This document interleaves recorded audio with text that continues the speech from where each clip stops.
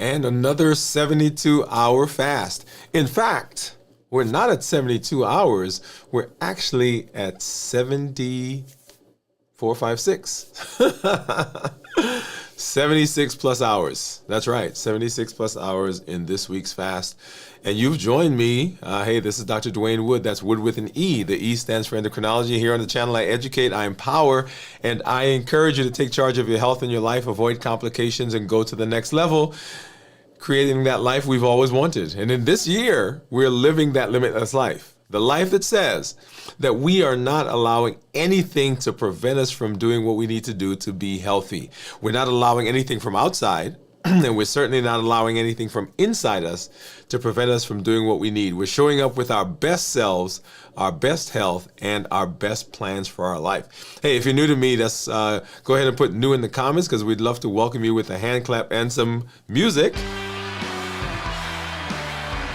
and let you know that we're happy that you're here. If you have questions as we move throughout the show, go ahead and drop those in the comments. And I thought that we would do something a little different today. We'll start our show. Normally we do this at the end of the show, but we're gonna go ahead and start the show by looking at the things that I'm going to eating to break this fast. And if you are here, if you're new, this is the first time that you've been here, someone invited you, you're like, what in the world are these folks doing? Well, diabetes and metabolic disease, those are like those are the things, right? That's the pandemic. That's the epidemic that we have. There are over 1 billion people on the planet right now that have diabetes. There are over 460 million people that have pre-diabetes. We're not even including in that list that 1 billion, that's billion with a B, by the way, that have high blood pressure, high cholesterol, polycystic ovarian syndrome, fatty liver, and we can go on and on and on down that path. But these are all metabolic diseases. And so in this space, we're talking to adults who have type 2 diabetes who want to reverse their diabetes. I'm going to pause there for a second because I want that to sink in, right? The word that I'm using, type 2 diabetes, we want to reverse diabetes. We want to reverse it. And you're listening right now, and you're saying, wait, okay, I don't have to listen because I'm not diabetic. Well, hold on, before you go on, before you move away, diabetes is the prototypic metabolic disease. That means that it's on the spectrum of all the things that I just talked about. Diabetes is not a sugar problem. We've talked about it as a sugar problem, but the high blood sugar is actually just a consequence of what's going on in our body. So what is the real problem? The real problem is the insulin that we have in our system. And whether it's not working, we're not producing enough, whatever the cause may be, our insulin levels are high. So we probably should call it hyperinsulinemia. And insulin is great at what it does. It is responsible for keeping our blood sugar levels normal.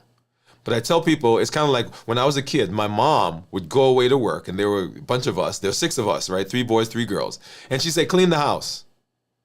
And of course, she'd be going away, and we would not clean the house, right? We would do everything other than clean the house. And so on her way home, she would either call or she'd show up because she never took her keys. And she would ring the bell. We lived on a 3rd-story apartment in Brooklyn, in Bed-Stuy. And so we would look out. Somebody would look out, and somebody would slowly walk down the stairs. We'd yell, we're coming! And the rest of us would be scattered around the house trying to clean the house. And so she would come in, and the house would be spotless. Great. You could eat off the floor. Unless she opened a drawer or a closet or looked under the bed. That's right. That's where we stuffed all the stuff. Well, insulin is just like that. It's great as what it does. It brings blood sugars down. That's what it's supposed to do. And it does an amazing job at it. But here's the question. Where does the sugar go? I mean, it doesn't just poof and vanish. We don't have a magic wand in the body that poofs the sugar away. Well, it has to go somewhere. And where does it go? It goes into fat cells, so we put on weight. It goes into the liver, so we have fatty liver. It is elevated, so it causes the vessels in the body to be stiffer, so we have high blood pressure. The body is trafficking the excess calories through the blood into fat cells and muscles, and that's called high cholesterol. It dysregulates the pituitary, and so we have something called polycystic ovarian syndrome. You see all the things that the excess insulin does? And so in the space of trying to reverse diabetes, all the things that we do, all the things that we talk about helps with all the things along the spectrum. That's right. And so if we can reverse diabetes, if we can put those things in place, we can also do what we need to do to help our blood sugars get better. And that's where you've caught us. That's where you found us right now. We are reversing diabetes. We're working on how do we go about reversing diabetes and putting us in the space so that we can be metabolically successful in what we do. Well, welcome to everybody, whatever platform you are on, whether you're joining us on LinkedIn or Twitch or Instagram or Facebook, and of course here on YouTube, we welcome you to this space. I see some of our community members out there already. We're going to go ahead and say hi to them in just a moment. But before I do that, I am currently 76 plus hours into this week's fast. As you know, and for those of you, once again, who's joining us, every week we do a fast. On our main show, Dwain Woode MD Live, on Monday, we're walking through the Limitless Living Path, which says that we are going to do everything possible to set ourselves up for success as it relates to our health and the other aspects of our life. We're walking through that path. We're taking that journey. And then the tools that we learn, balanced bites, fasting, right? How to create a meal, all of those things, we come back and we do those on the Wednesday, Thursday, Friday show. And we did a Wednesday, we did a Thursday, and of course, here's Friday as we do a review of fasting. And that is what you caught us doing right now. We want to make sure that you're using the tools well. And so I do a 72-hour fast, and I encourage everyone in the community to do at least a 24-hour fast once a week. Now, this is unless you have some medical reason why you cannot fast, and you need to make sure you're checking with your doctor. So pregnant women, children, people who have eating disorders, all of those are people that you need to make sure that you're checking with your healthcare provider, and you may need some guidance, okay? But everybody else, you can do a 24-hour fast once a week. So we'll talk more about that here in just a minute. But like I said, I wanted to start this episode a little differently than we normally do.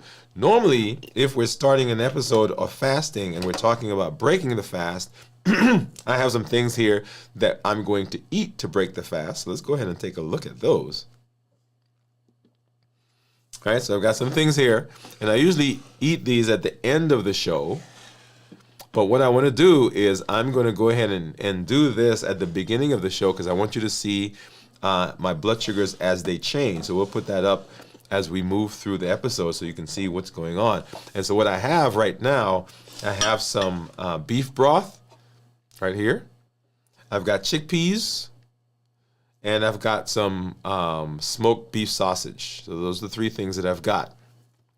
Now in this, the only thing theoretically that should be causing any spikes in my blood sugar is this stuff, right? So the chickpeas, because it has carbs in it. This is, of course, processed. And, when we talk about our balanced bites, we say, minimize processed foods. This is processed. And when I looked at the package, there was 1 gram of carb. And this is from a mixture. And we've shown this is the same one that we've used on our previous episode, so you guys know about this. So we'll see what my blood sugars are currently. So let me actually move these over because I couldn't find a good way of getting everything on the screen. So I'm going to move these over, and I'm going to go ahead and grab my meters, and we'll just use them. We'll just have everything here together. The other thing that I want to do is we're going to put up my Dexcom and my Libre so you can see what those blood sugars are, and then we'll get into our discussion about fasting. So let me go ahead and pull that up really quickly. So if you are fasting right now, you're in the community, you're watching us, go ahead and put yes. I had, when we did our check-in a couple of days ago, we had a bunch of people who put yes.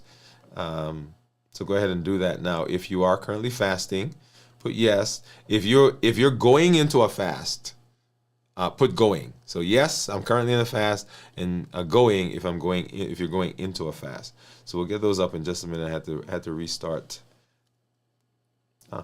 One of them is saying replace the sensor. Actually, well, maybe that's a good space for us to be. Let me see. What do I have on this? Can I do it? Yep. Okay. So let's actually, that's a good thing. So let me do this, and so you can see what this is saying. So right now it's saying replace the sensor. So give me a minute. Let me move over here. So just hang out.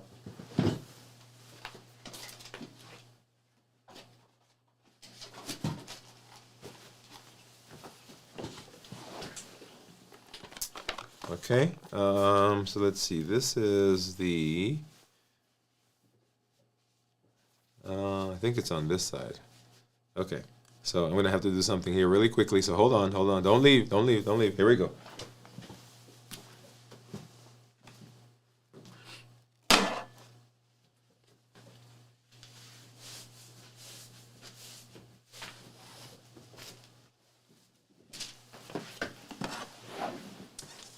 All right, so I'm back.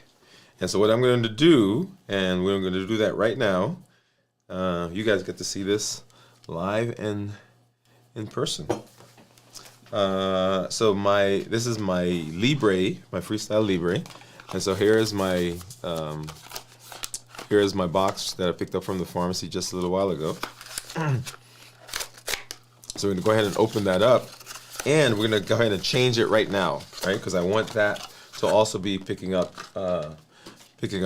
here in a little while. So, and the way this works, let's go ahead and change. Let's do this one. So this is like a big screw. Let me do it this way. So it's like a big screw. You basically screw that part, screw it apart, and in there is the sensor. Okay, and as you know, I wear two sensors. So I've got one. I've got the Dexcom on this side, and then I have the Libre on this side. So this is the Libre. So we're going to go ahead, and I'm hoping I can pull this up far enough to get that out without causing. Okay, there it is. Yeah. So I'm going to go ahead, and that's it right there. So I'm going to go ahead and grab that off, and it just works just like a Band-Aid basically. You take it off, and the sensor is in here. And I usually tell people when they do this to kind of make a 90-degree angle with their arm, right?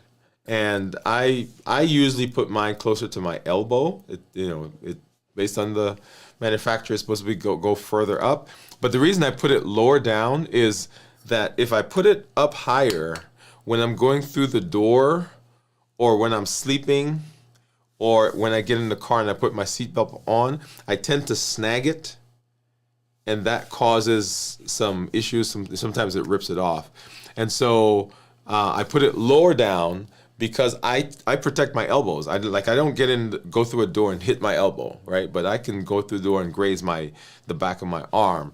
And so I'm going to put it a little lower down. So I basically just find a spot, and this goes right here.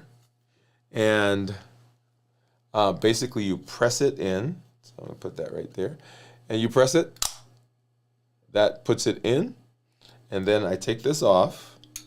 And then I run my finger along. There's like a little tape there. So let's do that. And then we're going to come back to here. And now that I've got that on my arm, we're going to say next. And it says scan sensor. So I'm going to hit that button. And now it says take the phone and really just put it there. And it says ready soon. And it says in 60 minutes we'll get our reading. So I wanted to put this on so that it gets started. So we won't be able to get what the blood sugars are based on that unless we're on for 60 minutes, but we'll see. But definitely we'll have the results from our Dexcom, which right now says that my blood sugar is 76. Yeah, let's get that one out of there. Okay, so now I have the new sensor on, the new Libre sensor. I've got the Dexcom on, which we'll use to monitor what the blood sugars are going to do. Okay.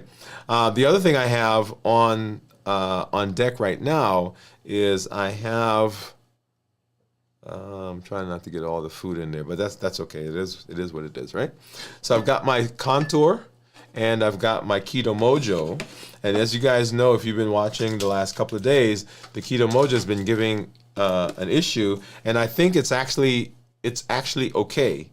I use different strips. It's still coming up as 0.1 as for my ketones. So let's go ahead and let's take a look at blood sugar. So here is the contour. Let's get a strip out for that. All right, get back in there. Let's get that in. And here's the Keto Mojo. We're going to open that up. So the brown one, of course, is glucose.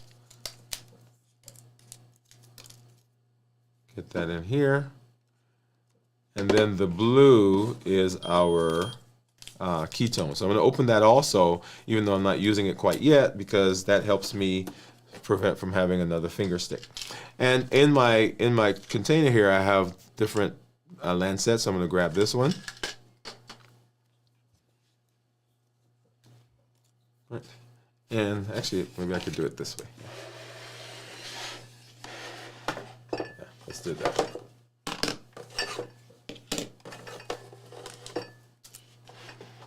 All right, I think that's a little better. We'll see.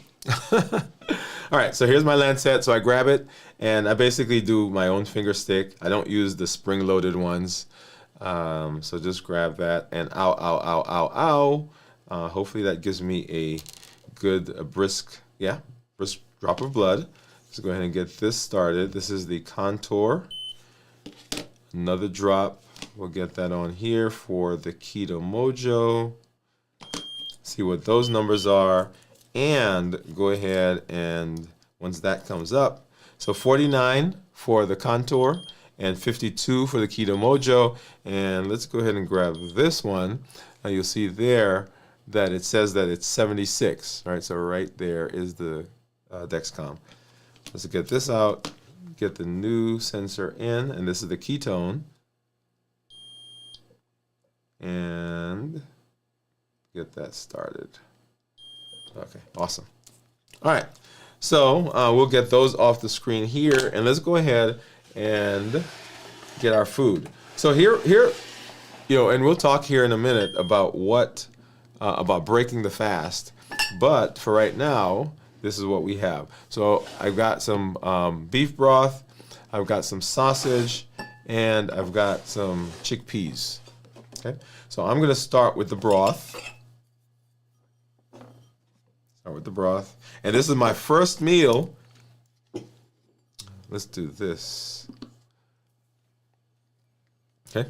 And so what I want to do is I want to show you what happens to the blood sugars, and we will come back and look at this here in a little while. But for right now, let's go ahead and put this back so you can get a good view of what it is that I'm eating. So I've got beef broth, I've got chickpeas, garbanzo beans, and I've got sausage. And this is about 5 ounces of smoked sausage. This is actually this is a can, and then this is probably about a cup, almost a cup of broth. And my blood sugar right now, you'll see on the screen, is 76. We just changed my Libre, so we can't see what the blood sugar is. But when that comes up, we'll come back and we'll take a look at that. So we'll see what this is what's happening. And so let's go ahead and do it. So first, here it is, y'all. The first bite, the first stuff for 76 plus hours. Let's see what this tastes like. It's going to taste amazing because I haven't eaten anything in a while. Oh, and yes, it is. Delicious. That is delicious.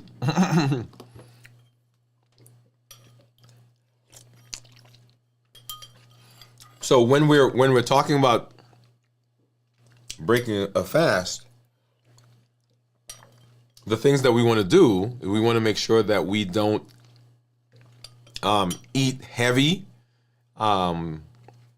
irritating things, particularly if you've been doing one of the longer fasts, like I have been doing. because your stomach is resting those cells. And if you put things in where the body has to now produce a lot of, because there are protective cells in the stomach, in the GI tract, I guess I should say. And when you fast, particularly the longer fast, then those cells actually become quiet. They're not producing the stuff that uses to line the GI tract. And so when you start eating, if you all of a sudden put a heavy meal in, then those cells have to wake up quickly and begin doing their work again. And so people can have nausea, bloating. Sometimes they'll have increased elimination as a result. So broth is actually a great way to break a fast. Oh, and this is delicious. Tastes so good. All right, so once again, this is what I'm having.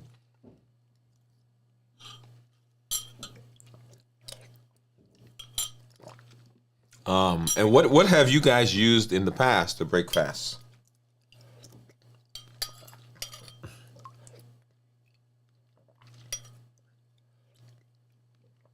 Delicious, delicious. All right, let me go ahead and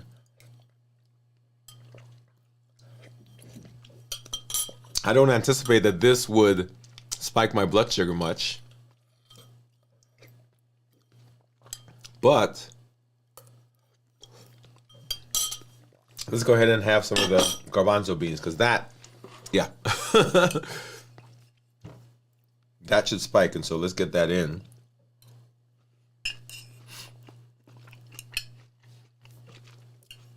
And right now, this just has some salt, pepper,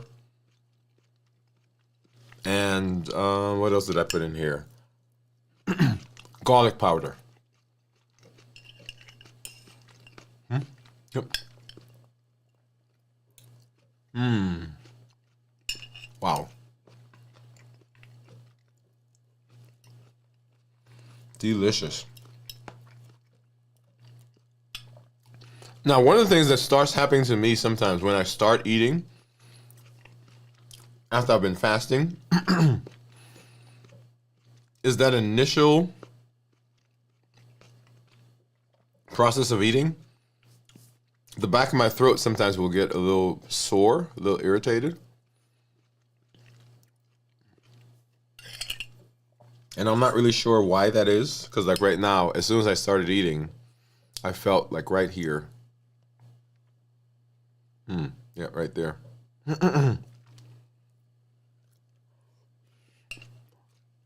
Because this doesn't have anything sour in it. But I think my glands are just starting to wake up, and they're starting to produce, because you know you have salivary glands. There's some here, submental, submandibular. And because I'm eating, they're producing lubrication. And they feel a little sore.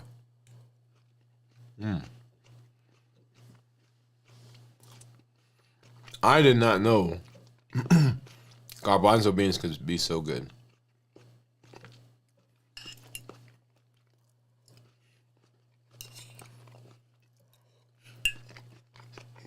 I don't think I'm going to eat the whole thing.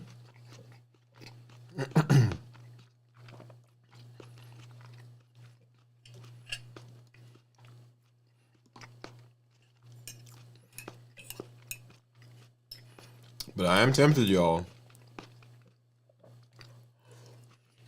It's a good thing this is not chocolate. Because if it were chocolate, oh yeah.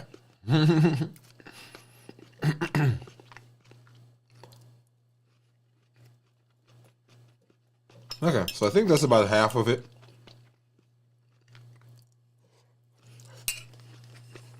Let me have some more broth.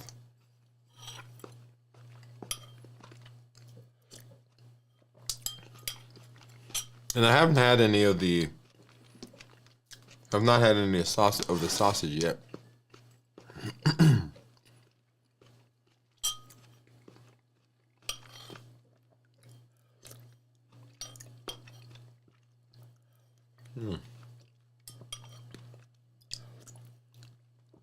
delicious.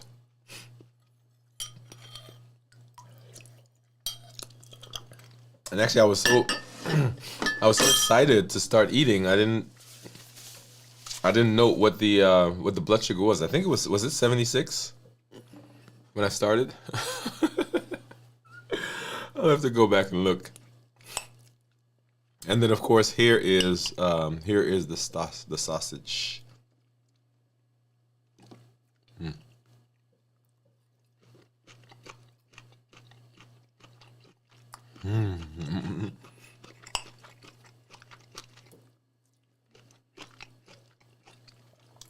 Wow, wow, wow.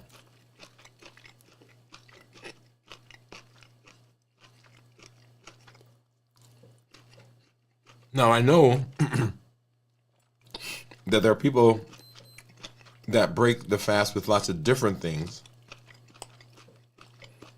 One of the reasons I actually like doing the food after the fast is I can actually see what specifically happens to my blood sugar. And I know it can't be related to anything else I ate because I haven't been eating. So whatever we see in blood sugar right now is directly due to the food that I'm eating right now. Now, one of the things I've noticed is when I do my show, if I start with a blood sugar of 100, by the end of the show, my blood sugar will go up about 15 points. And I think that just has to do with the cortisol that's going, and just another indication that it's not just about food.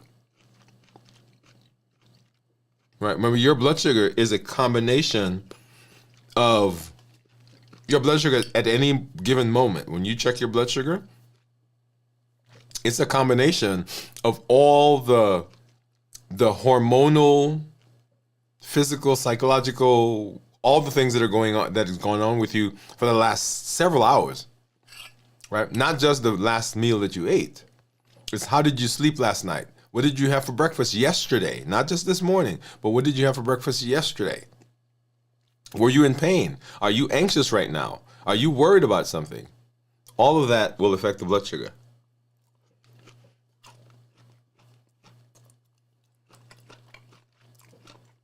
Okay. So I'm going to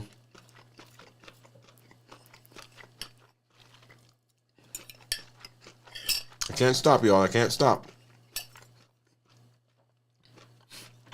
Okay, stop, Dwain. All right. So we'll do that. Maybe another spoon of garbanzo beans.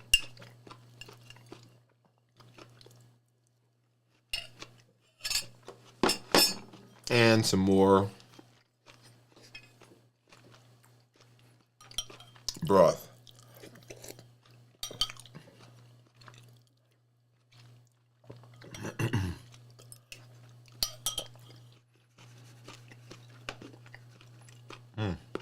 So good. All right. So there it is. And so we will start our. So we're gonna check this again in 2 hours. So I'm gonna go ahead and set a timer. And let's look at that together. So I'm gonna set a timer for 2 hours, right? Because in 2 hours I want to check it, and that's the marker, right? At least that's what we've decided as a community, as a group. At 2 hours, as a specialty, at 2 hours the blood sugar should be a particular thing. So we're gonna check it again in 2 hours, and we're gonna go ahead because I just finished eating. Everything is gone, and we're gonna start that in 2 hours. And then we'll come back. Actually, I'm going to do two things. I'm going to also I want to set another one. Can I do another one? I'm going to set another one for 1 hour. So in 1 hour, I'll look at it again. And then 2 hours. So I've got two alarms that are set at 1 hour and then at 2 hours. Awesome. All right, and then let's go back and take a look at here. So 76, so blood sugar started, I believe it started at 76. And we'll see what that is as we move throughout this space. Awesome. Yeah, very good. Okay, so what I didn't do was I did not do my shout out. So let me go ahead and do that now, and then we'll take a look at, we'll do a check-in, and then we'll get into our discussion. So let's see who's out there. We see some of our community members. Let's go back up. So Gian is saying, hi, doctor. All right, let's get that up here. So Gian is saying, hi, doctor. And hi, Wood Gang. Saying hello to everybody. 76, amazing. Doctor, you are amazing. Oh, thank you, Gian. Doctor, actually, I couldn't make 48-hour fast. I ate yesterday. Binge. I'm so weak for food so far. Well, remember the food, the drive to eat, that trigger or that craving is very strong. And so our goal as we're walking through the limitless living path, the tools that we're using are with the intention of trying to see how can we improve our response to food. Remember, we eat for lots of different reasons. You remember the HEAT model, habits, emotions, access, and taste? We eat because of habits, because of the routines that we've gotten into. Well, we eat popcorn because we go to the movies. We get donut and coffee because we sit down with a friend at a coffee shop. We're not hungry, but because of the routine, because of the habit that we've gotten into, we do that. We eat because of emotions. When we're happy, when we're sad, when we're mad, when we're lonely, right? All of those things, if those emotions get strong enough, they will push through our desire and our decision to not eat. Habits, emotions, access, when things are just around us. Right? That's why I don't keep certain things at my house. I'll eat it when I go out, or I will buy a small pack of it. But if I buy, like, for real, like if I buy, you go to Sam's or one of those big box stores and they give you the 1,000,000 pounds of nuts, of mixed nuts for $2. If I bring that home, if I walk into the house with it right now, by tomorrow lunchtime, it's all gone. That big bag, yeah, the big thing. Chocolate, Cadbury. I told you guys saw, you actually didn't see because I couldn't find the video, when we were in London. Across the street from the hotel room, there's a store right there. Walked in, guess what's there? There's Cadbury, right? And they were huge, not like the size that we got here. It was like big. Like, what in the world? What did they feed that Cadbury? Okay, so we eat because of that, and we also eat because of taste. Remember the bliss point, the perfect combination of fat, salt, and sugar. When you eat it, you can't just have one. And the food, we're not chasing the food. We're chasing the thing that the food does for us. It's the memory that it brings back. It's the comfort.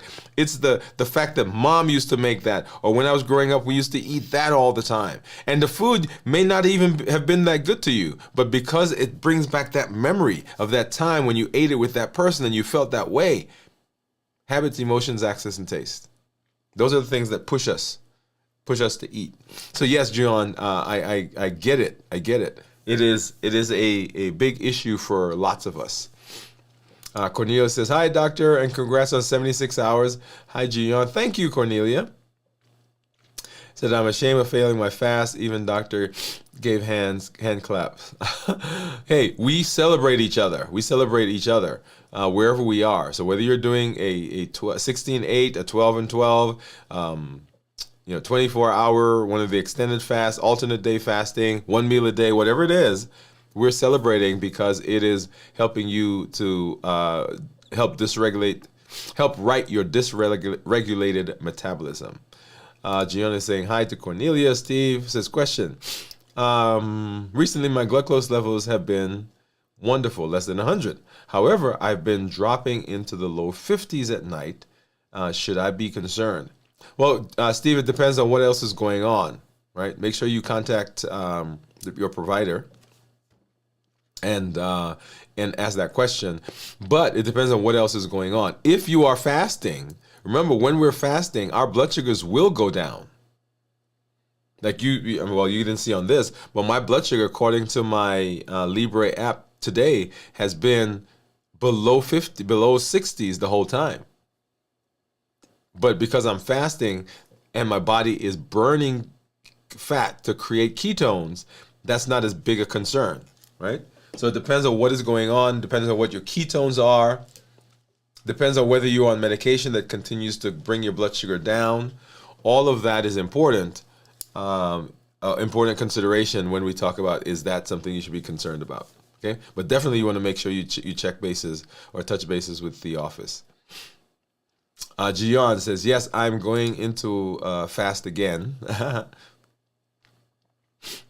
Said I failed so far this week. Remember, we're fasting once a week. Once a week. So it is possible to break a fast and go right into a fast. I made a comment, I think it was last night, in our after the show meetup with our community members, that if often we think all of or none, right? So if you're planning to do a 48-hour fast, for example, and you're 36 hours into the fast, and something happens and you break the fast, you eat something inadvertently or even deliberately because of the craving, there's nothing wrong with right after that fast going back into the fast, right? There's nothing wrong with if you decide to do that. But it is not a penalty to go into the fast. Let me say that again. So if you see the fasting as punishment, now, well, man, I guess I ate, so I guess I better start this fast over. If you see that as a punishment, the mentation that you use when you go into that fast is going to be horrendous. But if you decide that you're going to do that, say, well, you know what? I actually did pretty well, and I got to 36 hours. I think I'm just going to continue this fast. I'm going to do that. I'm making the decision to do that. Then there's not a problem with that. But if you see that as a punishment, then your brain starts to do all kinds of weird things for you. Gian says, hi, Steve. Cornelia says, hi, Steve. Great job, Steve. Blood sugars. Yes, I forgot to say that, Steve. So good job in getting those blood sugars down. Steve saying, hello, Gian. Gian says 2.2. Well, I don't think it's going to be 2.2. I think it's going to be back where we had it. Steve says minus 2.2. Hello, Cornelia. Cornelia says, wow, Steve, your numbers look great. 2.7 is Cornelia's guess. And Steve is saying, thank you. Wow, I got you, Steve. Cornelia says, you're welcome. Amazing. So just want to get through some of these. Steve says, Cornelia, we've been doing the fasting for a year. My numbers were terrible for about 6 weeks after my heart episode. The last month has been great. I'm hoping that my heart is healing and maintaining. Yes, definitely. Gina says, Dr. Woods, mukbang, are you watching? Huh. Dr. Woods gang. Okay, Wood gang. Okay. Had to decipher that for a minute. So he says, maintaining the lifestyle is causing my healing. Yes. So good point. So just in our, if you've been following us on the 100-day walk to consistency, great stuff out there, by the way. Right? Remember, that's one of the tools that we're using. One of the things I was talking about was in one of the most recent episodes, is this idea. So now that you are fasting, now that you've gotten into that rhythm, now that it's a whole old hat for you, now that it's part of your routine, what's next? Whenever I come on, I say, hey, this is Dr. Dwain Woode. That's Wood with an E. The E stands for endocrinology. I educate, I empower, and I encourage you to take charge of your health and your life. Avoid complications. So we're taking charge. We're avoiding complications, right? And we're going to the next level. Take charge of your health and your life. Avoid complications. Go to the next level and create the life you've wanted. So remember, notice the progression. We're taking charge. By taking charge, we're avoiding complications. When we avoid complications, once we've got the routine, we got to go to the next level. What's next? Now that I've got my blood sugar under control, what about my weight? Now I've got my weight under control, right? Because we're talking about the domains of health, physical, mental, emotional, spiritual, all of those. So what's next? What's next on that list? That's why the limitless living inventory is so important. Gion says you are going to better and better sleep. Yes. Cornelia said, I love breaking a long fast with broth. I feel excited about breaking a fast, and the broth forces me to eat slowly. Yes, it does. Yes, it does. Therefore, I can savor the flavor and calm down. Yes, Cornelia. Yes, I love that. I love that. John said, Doctor, how do you cook the chickpeas? Well, the chickpeas, to be honest, I took them, put them in a bowl. I threw some salt, some pepper, and some garlic powder on it, and I just stirred them in the microwave. That's it. So very simple, because I didn't want to do anything like I did, because I usually add onions and peppers and that kind of stuff to it, but I didn't want to do anything to add to it. So I just wanted to just plain chickpeas. So I did that bare style, bare bones. Great Cornelia, thank you, Gian. Doctor, I would love to break my fast with chocolate. Oh, me too, me too. Same here, right, Gian? I had that very thought, Steve. I thought this process is healing your body, and it's so amazing to see. I'm so happy for you and for the family, definitely. All right, so that's what that is. We'll come back and we'll talk, have some more check-ins, but just want to make sure that we go through that. So let's talk about my check-in, which I didn't do before now, but we're going to go ahead and do that right now. Remember, there are three things that we talk about when we talk about our check-in. We talk about how we're doing physically, mentally, and emotionally. And I do have something that I wanted to do here. So physically. And these are part of the domains, right? The domains of health. One of the most important three, by the way. How I'm doing physically. When we fast, we sometimes will feel lightheaded, dizzy, sweaty, feel palpitations like our heart is racing, skipping a beat. And I felt that today. I felt lightheaded. As a matter of fact, I was coming home, so I went to pick my son up from school, and so he was driving, and we got out. Because I had just done one of my walking episodes, and I just felt woozy. So I thought initially that because it was cold and it got warm, and I was like, oh, it's the change in temperature. But what I realized, and this I was picking him up at maybe 2:00 this afternoon, and what I realized was today, up until the time that I started walking, I had not had anything to drink. Yeah. And so what I was feeling was the effects of dehydration. And so once I started drinking, I actually felt much better in that process. And so that's just another example of what can happen if we're not paying attention. Because when we don't eat, when we're fasting, we also don't think about drinking. Mm-hmm. So it has to be a conscious thing for us. But other than that, I'm not feeling weak or tired, just that kind of lightheadedness, wooziness that I felt earlier. And then mental. So if we're tired, if we're not doing a good job of making sure that we are we're dealing with fatigue, then our thought process will change as well. Because we'll feel foggy-headed, lightheaded, dizzy, feel like we're in a bubble, like we can't think.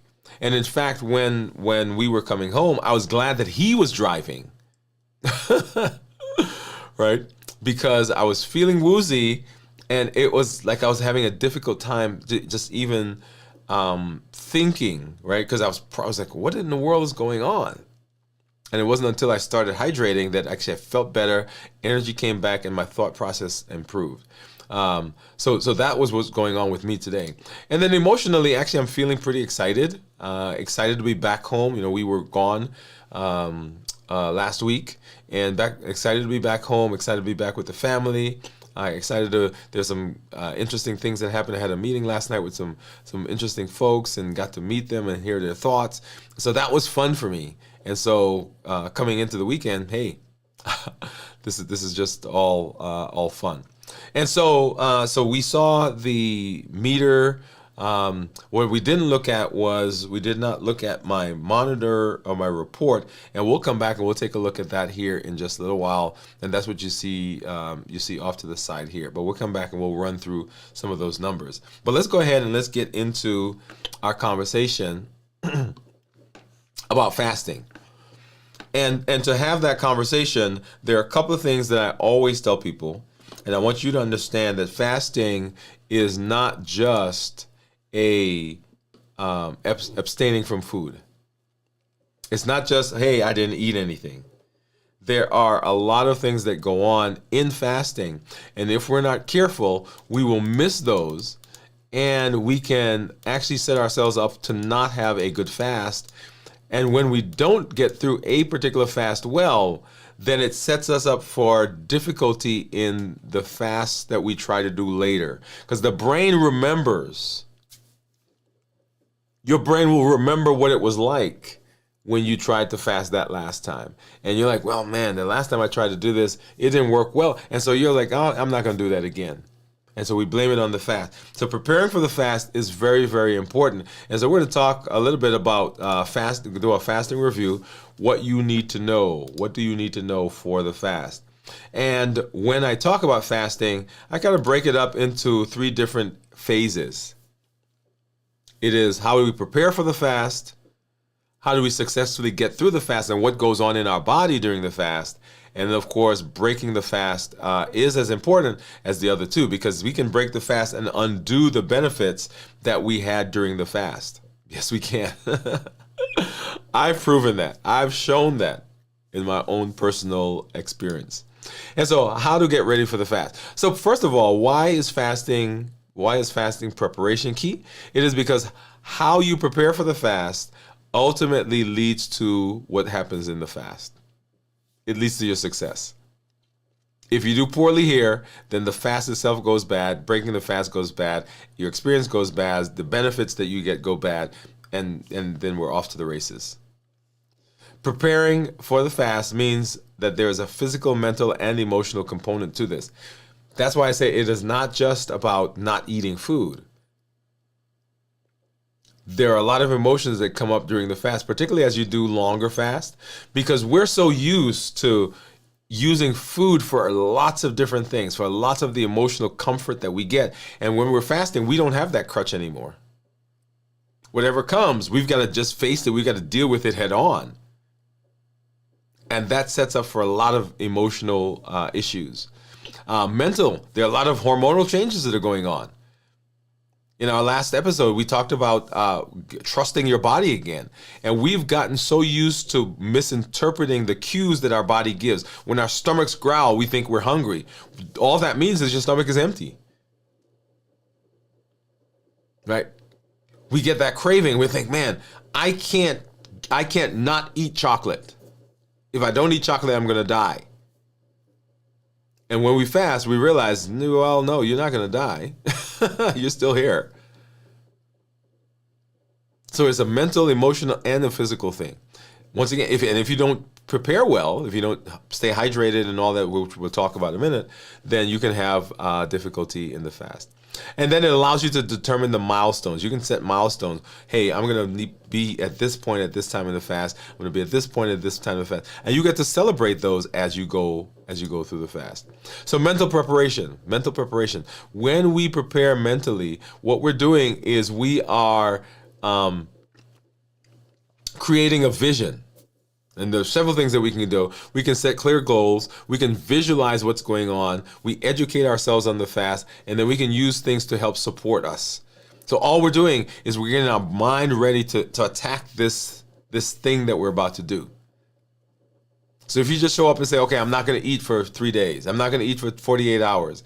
You may be able to get through it, but it's going to be a mental issue, particularly depending on what you ate just as you're getting through the fast.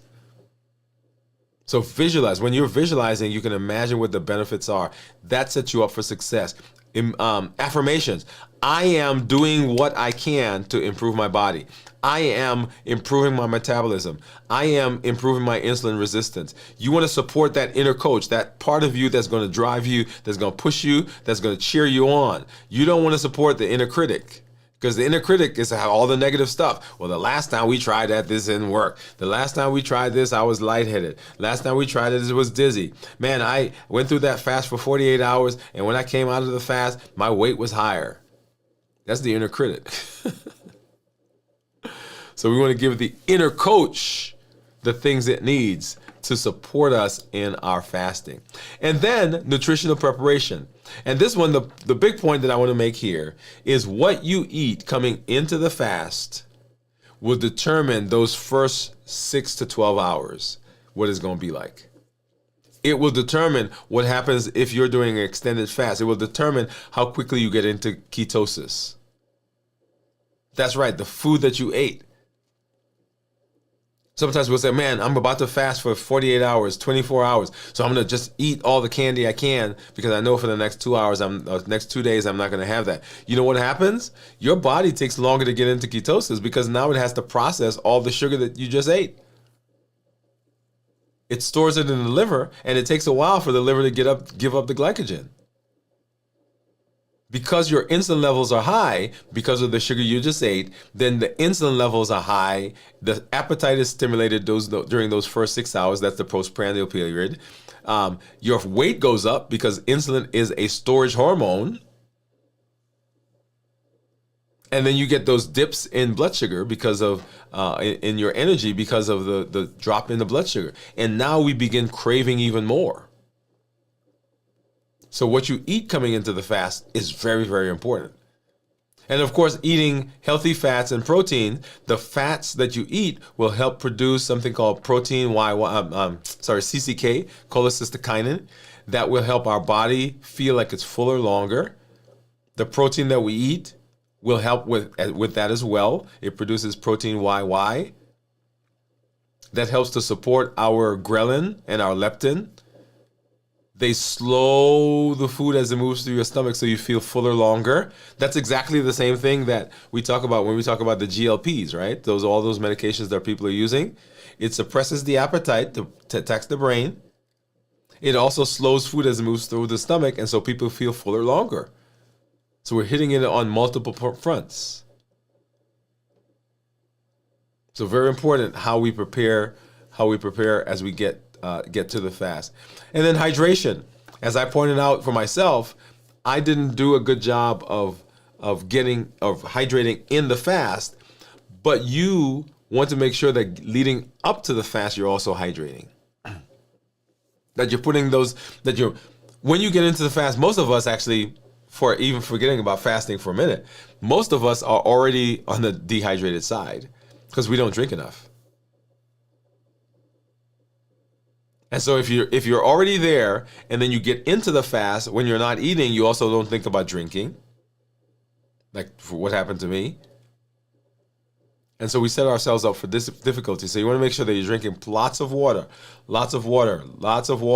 leading up to the fast to ensure that you have adequate hydration and that you are getting adequate electrolytes. And you may find that you will need electrolytes during the fast itself.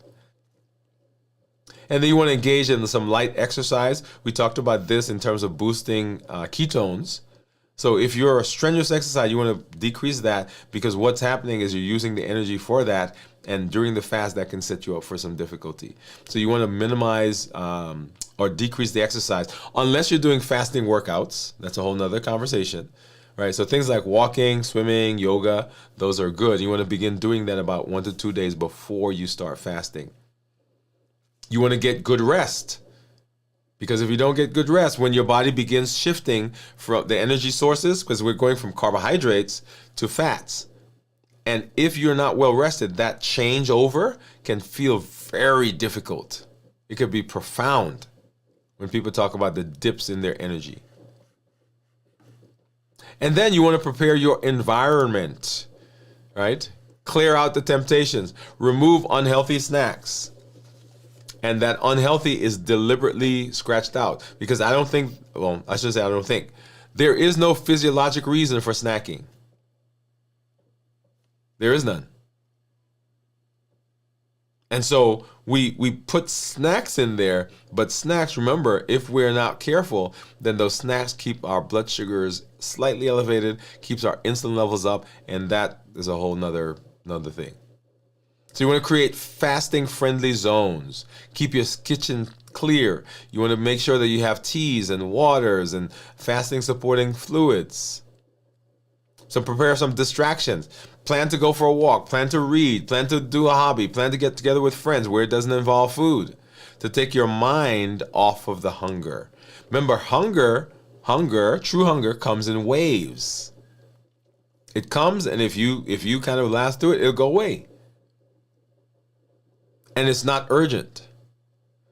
But when we get cravings, yeah, it come and it seems like I got to eat right now. It's an emergency.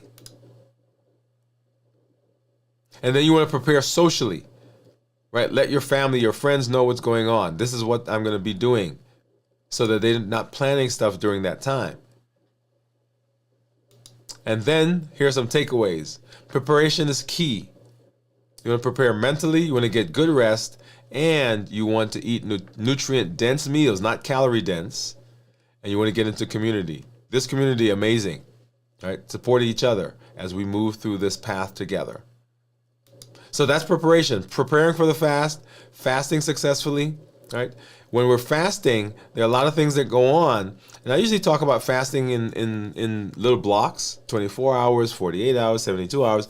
We're going to do a little differently, and we're going to kind of chunk that up in the 24 hour. We're going to talk about 0 to about 36 hours or so.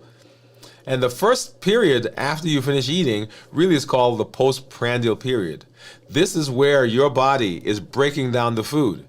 The things that you eat, the body is taking it and it is mashing it up, is extracting the nutrients from it.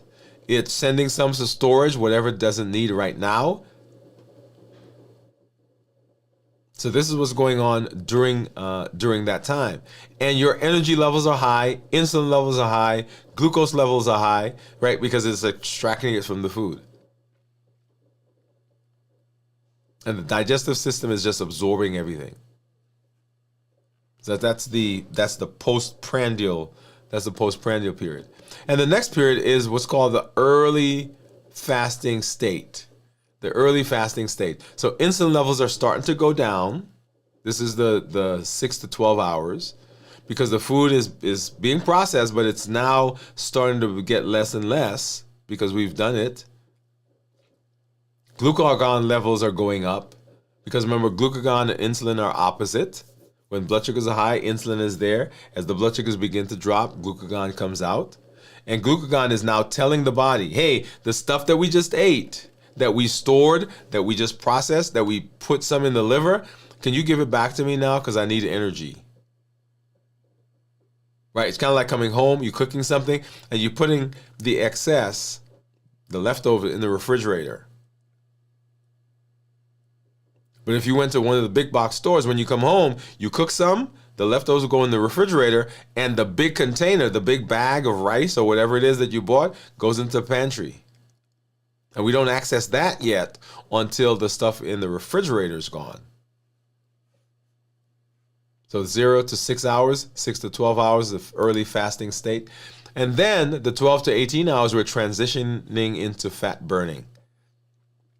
Glucose levels are continuing to go down because we're using up all the stuff that's in the liver and the blood, and fat oxidation is starting to happen.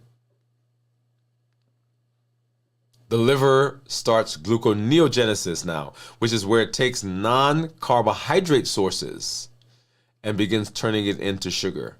So it's breaking down triglycerides and it's taking the glycerol part and making sugar out of it. And the energy level may dip. This is right here what I'm talking about. If you're not well rested, when this starts to happen, you can feel profoundly tired if you're not well rested, because it just enhances it. It makes it more pronounced. So we're transitioning into using fat right there at the 12 to 18 hour mark. And then from the 18 to 24, ketosis is beginning. So the glycogen stores are nearing depletion. Ketones are increasing. The body's now going after the lipids, the fat cells. And autophagy is starting. Remember, autophagy is that amazing process that happens as the body is reclaiming, recycling broken, damaged, unused parts of itself. And we love this because this is where the decrease in inflammation happens. This is where our immune system gets supercharged. This is where we start talking about the benefits of for neurodegenerative diseases like Alzheimer's and Parkinson's. Yeah, amazing process here. And this is at the 16 to 24 hour mark. Love it. And then 16 to 24 hour mark. And then adaptation, fat adaptation. So at this point, and we talked about this when we did check-ins earlier this week, at this point, your body is significantly increasing its ketone production. Because there's the food, the sugar in the blood is gone, right? The stuff that's circulating around. The body is now has taken out from the liver the glycogen, and that's now depleted. And the body now says, hey, I've got to get some more energy from somewhere. And it goes over and it starts burning, y'all, the fat. This stuff right here. I love it. Because that's what's going on. The fat is going away. And we're converting that into ketones. Also, this is where people say, man, my energy levels are starting to stabilize. I feel good. I feel energetic. My thought process is clear. Because the body's using beta hydroxybutyrate for the brain, ketones into the blood. When we fast, our growth hormone levels go up, and so our muscle mass and our just general energy feels good. So we're living great at this point because our fat has been adapted. And then, of course, when we break our fast, which is the next phase, we want to make sure that we're doing all the things that we need to do. And that's why, breaking the fast here, I love the things that we eat. So we got some garbanzo beans, we've got some sausage, and of course, we've got the bone broth that we use. These are perfect, great ways of breaking the fast. But here are some tips. Here are some tips that we want to give you for breaking the fast. Number one, you want to monitor your blood sugar and monitor perhaps ketones. Yes, very important. You want to know, if we're talking about metabolism, you want to know what things are doing to your body. When I eat, what foods are affecting me? When I'm sleeping, what is that doing to my blood sugar? My stress, my exercise. And the surest way of knowing what's going on inside is to monitor it. That's why I'm a big proponent of monitoring. You guys see I monitor my stuff all the time. We want to look at portions. Often it's not that we're eating the wrong thing, but we're eating too much of that thing and not doing anything about it. So let me throw that in. Because it is possible to eat too much of something and do something about it to offset it, like exercise. Now, the amount of exercise that you've got to do to burn off the calories that you eat, right, that's huge. And depending on the thing you eat, it's not just about the calories. For example, if you eat a cookie and you eat a piece of meat that has exactly the same calories, the meat is not going to cause a spike in blood sugar. The cookie will, and when it causes a spike in blood sugar, insulin has to come out to deal with that blood sugar. And once insulin comes out, it sends a whole lot of downstream signals. So it's not just about the calories, it's also about the things that the food tell our body on what to do. Because the insulin is going to tell you to store the stuff, store the calories. It's going to make you hungry because it's a stimulant, appetite stimulant. If the insulin is elevated, then you're going to have harder vessels, so blood pressure goes up. It's going to tell the body to store it in the liver. So now we've got fatty liver. So there are all these downstream things that come from the food that we eat. So portion control, very important. And then eat slowly. It takes about 20 minutes for your body to send a signal to the brain that you're full. So if you're eating and you're just slopping it up or sucking it down, then you've already eaten 2 to 3 times more than you should before the body before the brain gets the signal that you're full. And I guess they shouldn't say that the body sends the signal in 20 minutes. It takes 20 minutes for the brain to get the signal. And then you want to avoid sugary, highly processed foods. Because what happens when the sugar comes out, as we just said, the insulin is going to come out. And when the insulin comes out, oh man, it's going to cause us some issues. So you want to make sure that when you're breaking the fast, you don't undo the things that bring benefit in the fast. And then here's some considerations. When we're talking about fasting, you want to make sure, here's some tips for you, and you're breaking the fast. Number one, when you break the fast, what you want to do is you want to choose foods that help maintain stable blood sugars while offering nutrition and are gentle on the stomach. Remember we talked about the fact that those cells are waking up? You're going to focus on low glycemic index foods, lean protein, healthy fats. Make sure you're well hydrated. Those are the things that are going to set you up for success as you get to the end of the fast. Otherwise, we can cause undue challenges for us as we are trying to, whether it's weight or blood sugars or metabolic disease, any of those things, we can set ourselves up for difficulty if we don't do a good job. Right? All right, so let's go ahead and let's hop back over and see what we've got. Some of our community members. Cornelia said, I never thought I would hear myself say, I'm looking forward to not eating. I love it. Yes, I enjoy getting into a fast. When I'm going through the fast, I get excited because the food noise is about to go away. Gion says, same here, Cornelia. So Cornelia says, yes, it sounds like it's time for self-love. You did great to fast as long as you did. Give yourself credit for those hours. Now you can be excited about the new fast. Yes, love it. Cornelia, that's great. Great advice. Cornelia says, prepare well. We got this. Gion, do you feel like you're benefiting from the fasting you've done? Cornelia said, are you saying fasting is in general feels like punishment because of how you feel when you fast? So here's the thing. Going back to that point, and thanks for that. So here's a scenario, or here's a conversation we sometimes have with ourselves.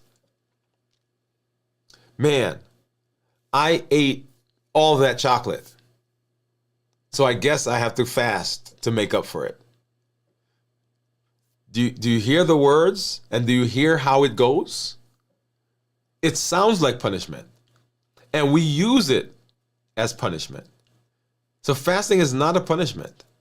Fasting is a tool that we're using. If we position it as a punishment, then the fasting does not go well because our body, our brain, our mind is going to rebel. That's why if you break the fast other than when you want, something happens, you get mad, you get upset, you eat. The thought process there is not, oh my goodness, I guess I have to fast again. It is the thought process at that point is saying, okay, how far did I get into the fast? What happened to make me break the fast? And do I need to continue the fast, or do I need to deal with the thing that caused me to break the fast? Notice we're problem solving. We're not punishing ourselves by putting ourselves right back into the fast. Okay? All right. Let's see. Cornelia says, we all think you're doing well. Yes. When I fast, I feel like overcoming my food addiction. This is why I am fasting. Gion says, I cannot control food, so I use fasting to overcome weakness for food. Very good. A lot of us do that. And like I said, when I get into a fast, when I'm coming up on the fast, I'm excited because I know the food noise is about to go away. I want to control.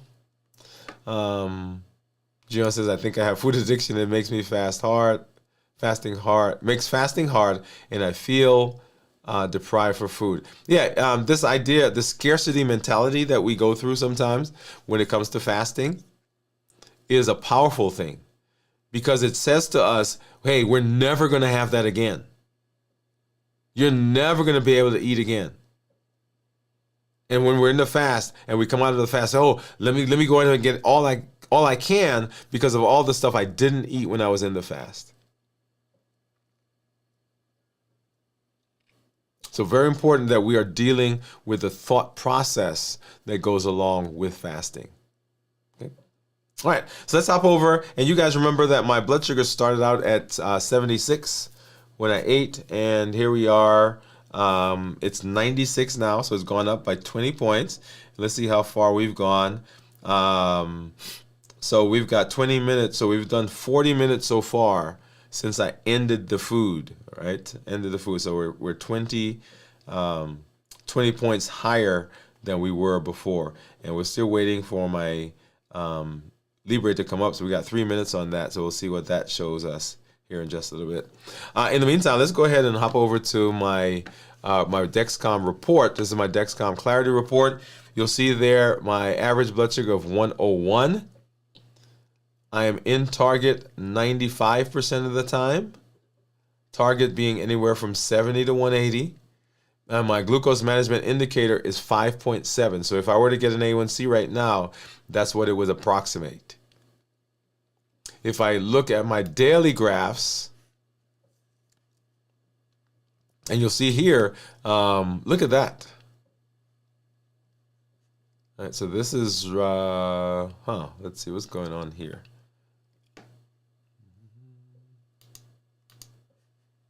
Let's head back. So that was Friday. This is Thursday, coming into the fast. Not coming into fast, but this was what was that? 48 plus 4, 52 hours of fasting. And you see that blood sugar, look at that, in the 60s and 70s. It dipped down here to the 40s. 24 hours before that, we're at 29 hours. So blood sugar is once again in the low 70s to 80s. And then the day before that, right, at 0 hours, 0 hours were actually up here, we were in the 80s. So great blood sugars. I love that. And of course, this was us coming back on the plane. And once we got to the airport, I had a Impossible Burger, half of an Impossible Burger. And that's what, look at that. That's what caused that spike up into the 180s, 185. All right, so let's hop over and let's take a look at my Keto Mojo. Right, Keto Mojo. We want to see what the what the ketones are. Let's go ahead and pull that up. Let's get here. Where's my app? All right, so Keto Mojo, and let me go ahead and hold this up. So turn it on. Actually, let me do this. I want to get the food in the picture, but that's okay. All right, so here it is, and we're gonna go ahead and sync it, and it'll pull all that information over. Scanning in progress, and drum roll, please. Drum roll, drum roll. And right now, let's go back here. My blood sugar is 52, and the ketones are 0.1. Okay.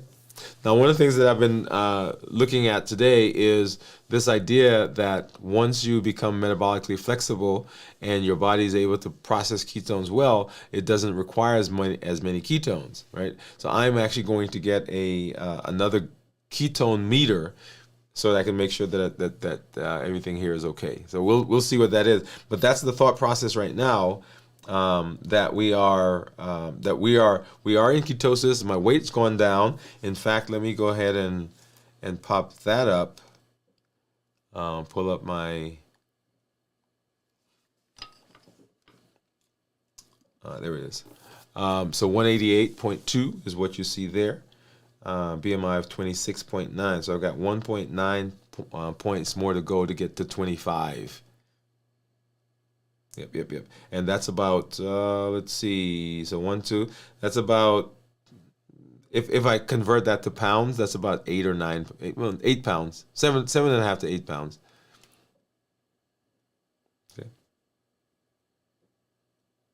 Okay. Got this so far? Awesome. All right. So we are continuing the process of reversing our metabolism, reversing or righting our metabolism, I should say.